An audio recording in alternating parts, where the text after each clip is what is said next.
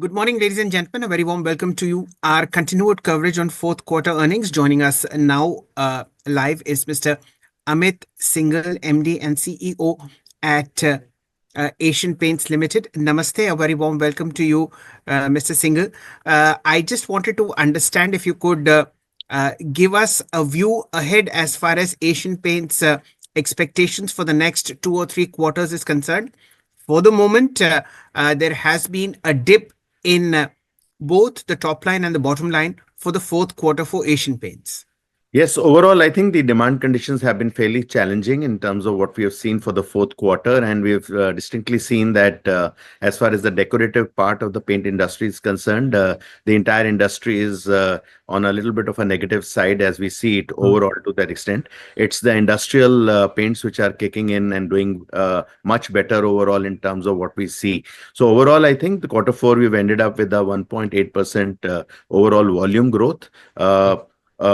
A value degrowth of about 4%, and PBDIT margins are closer to about 18% at the consolidated level in terms of how we kind of really see it. Going forward, what we are looking at is definitely that I think the rural demand would be much better. We are seeing good monsoons, which we have seen in the previous year, and good prediction for the coming year as well in terms of what we see. Secondly, obviously, I think the urban centers is a little bit of a tension point where I think we will have to see how the demand conditions really pan out to that extent, but they are expected to be much better than what we have seen in the last 2 quarters overall to that extent. Third, we see is that the projects in the institutional market, which is the B2B business, is expected to do well, given the investments the government is making, given the investments the overall industry is making overall to that extent. And given this scenario, we feel that the projects institutions market is supposed to do well. And lastly, the industrial market is continuing to do well, whether it is auto refinishes, or from a point of view of looking at some of the industrial segments like powder and protective paints overall to that extent. Given this scenario, I think it would be good to kind of really estimate that we could be able to kind of really pin our directions in terms of looking at a single digit value growth and a single digit volume growth in terms of what we could achieve in the next 2 quarters. Right. Mr. Singhal, would you guess as to why there is a value degrowth? Is it because pricing was off the mark? Is it because there is a demand contraction? What could be the possible blame point for this degrowth in value? So there are 2, 3 points which are coming up very clearly. One is in terms of from a point of view of overall consumption. What we are seeing is there is a bit of down trading which is happening overall from premium luxury to a little bit of economy in terms of what we are seeing. So which is kind of bringing the price point of purchase down to that extent. Second, there has been a little bit of an adverse mix of overall product mix in terms of what we are able to sell in the market, which also brings the whole area of the value down a little bit. And in each of the categories, whether it is wood finishes or whether it is waterproofing, what we are seeing is that the price points have come down a little bit. Also, we are seeing some tension from a point of view of liquidity in the market overall to that extent. And given the liquidity crunch, what we are seeing is that the consumer is trying to really optimize within the budget which is available to him to that extent. And therefore, possibly optimizing the mixed purchase which is happening from a point of view of how he wants to kind of decorate the home to that extent. I think these are a couple of factors which are coming in, even from a point of view of a larger B2B business in the building community. What we are seeing is that I think there is a lot of redevelopment, smaller builders which are kind of coming in metros, which are also consuming some extent some of the economy products to that extent, and not too much to the premium luxury.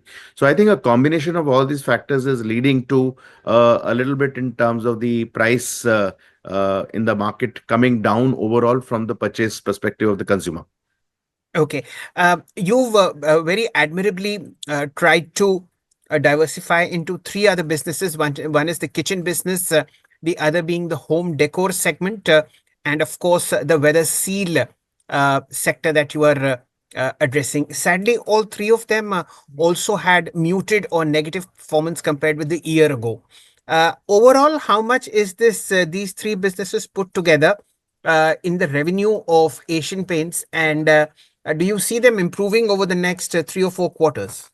So as we see it today, we already had the bath in the kitchen business for some time overall. Last 3 years, we have looked at concentrating on the lighting, which is the white teak business, and we have looked at weather seal, which is the doors and windows business in terms of what we have invested in. If you look at from the perspective of integrated home decor strategy, we have taken that in the last about 4 years, and I think this strategy has done very well in terms of now we having about close to about 70 odd beautiful home stores across 53 locations in the country, and the stores are continuing to do well.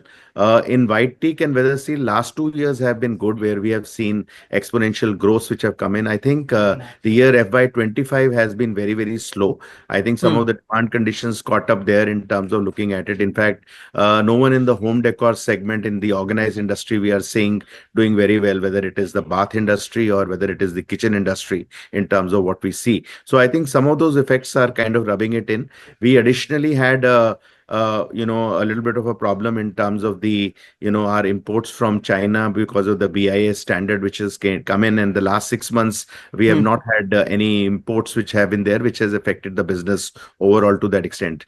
So I think today, if you look at the entire home decor business, it contributes to about 4.5% to our total revenue in terms of how we look at it.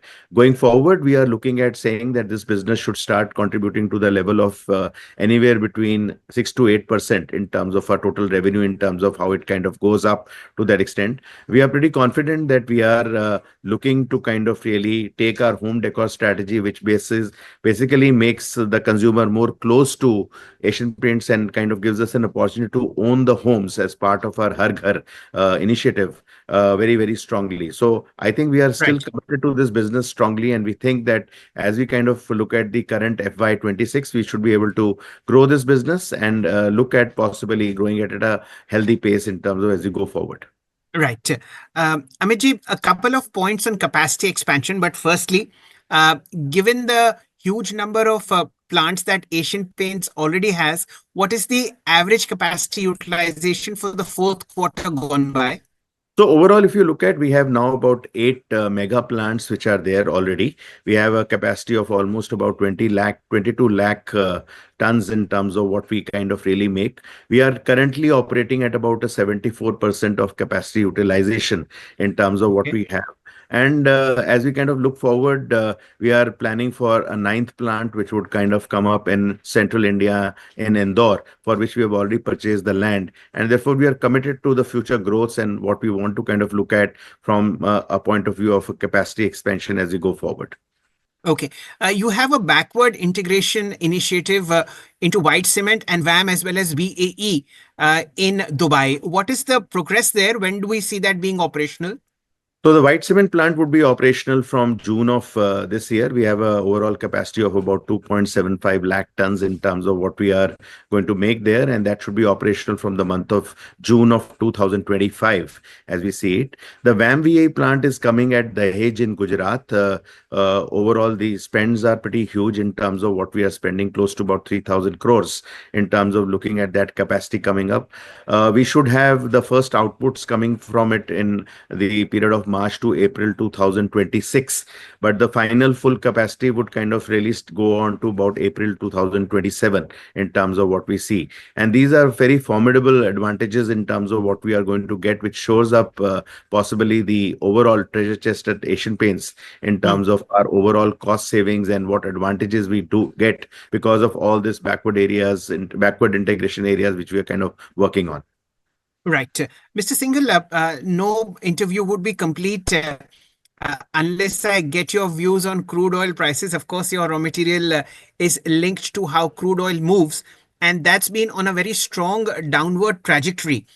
It's added to your performance at a time when, the top line hasn't moved in sync with what the markets were expecting. How do you see your raw material costs moving over the next 2 or 3 quarters, sir? So we've seen a deflation of about 1.5% in quarter Hmm. four. And I think going ahead, possibly, we will look at in terms of closely watching the crude prices because they seem to be, as you rightly said, at a lowest ebb in terms of what we see. However, on the other side, we've seen volatility in terms of the rupee dollar parity to that extent. And rupee has been fluctuating quite a bit, which kind of takes away a little bit of the sheen from the lower crude prices and the crude derivatives, which kind of come into that extent.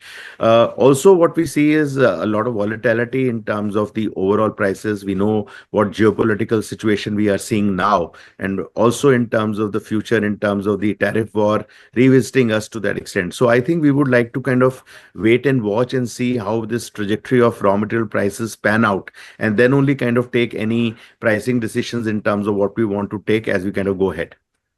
Okay.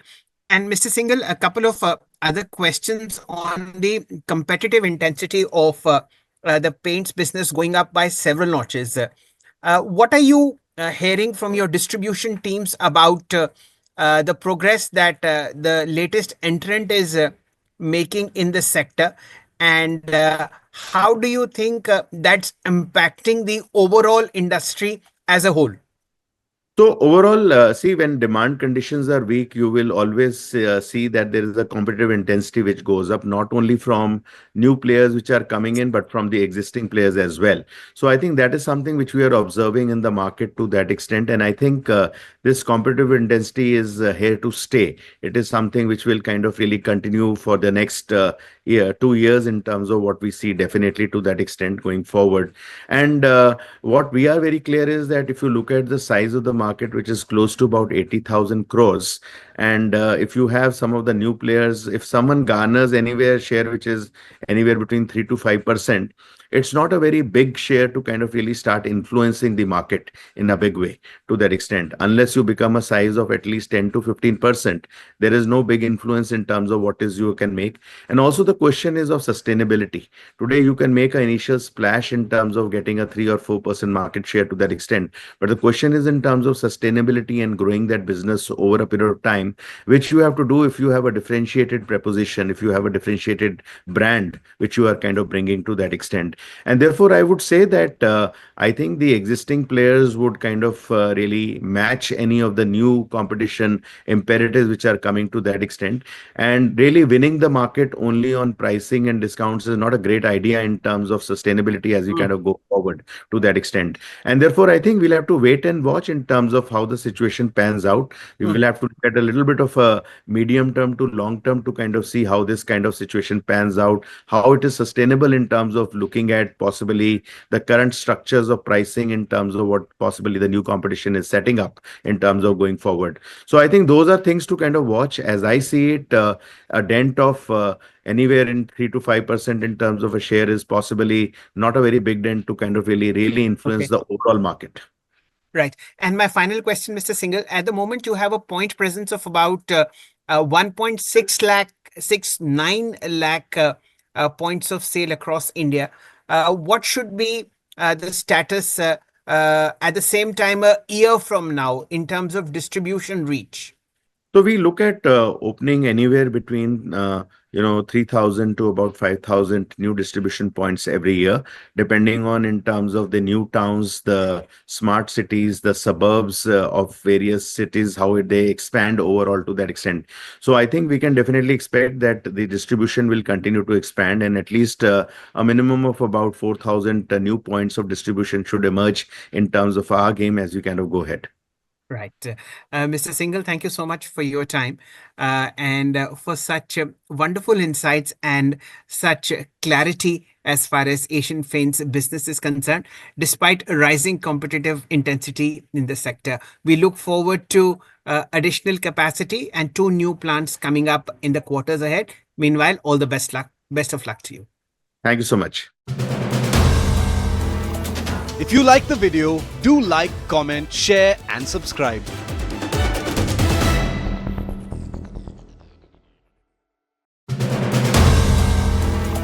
If you like the video, do like, comment, share and subscribe.